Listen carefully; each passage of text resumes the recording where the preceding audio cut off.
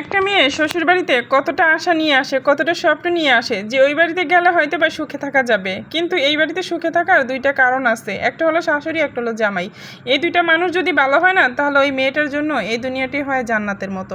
আর যদি খারাপ হয় না ওই দুইটা মানুষ, তাহলে কিন্তু ওই মেয়েটার কাছে এই দুনিয়াটাই জাহান্নাম। আর বিশেষ করে স্বামী যদি ভালো হয়, তাহলে আমি মনে করি আর কোনো কিছুর পরও আছে। কিন্তু বিশেষ করে আজকাল কিছু কিছু ছেলেরা আছে অতিরিক্ত মা ভক্ত, যারা শুধু মায়ের কথা সে মিথ্যা বলুক আর সত্য বলুক সেটাই তারা বিশ্বাস করে। কিন্তু আমি একটা কথা মনে করি কি জানেন, একটা মেয়ে আসে শ্বশুরবাড়িতে এসে কত কাজ করে, সারাদিন কত কষ্ট করে, কখনো একটু রেস্ট নেওয়ার সুযোগ পায় না।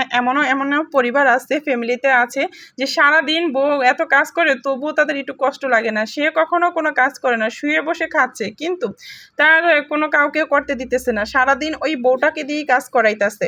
এমন কিছু কিছু শাশুড়ি আছে বউর সুখ সহ্যই করতে পারে না।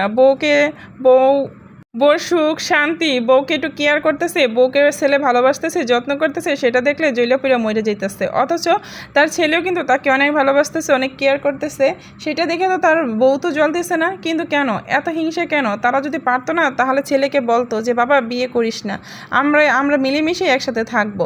কিন্তু আসলে কালার হয়ে যাবে দেখে তারা এই কথাটা প্রকাশই করতে পারে না।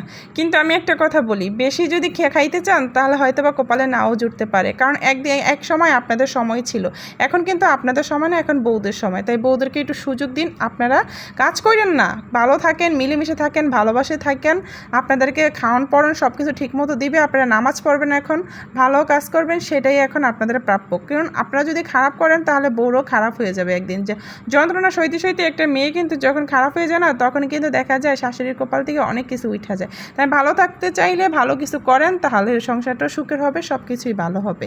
কেমন লাগলো আমার ভিডিওটা? ভালো লাগলে অবশ্যই লাইক কমেন্ট করবে।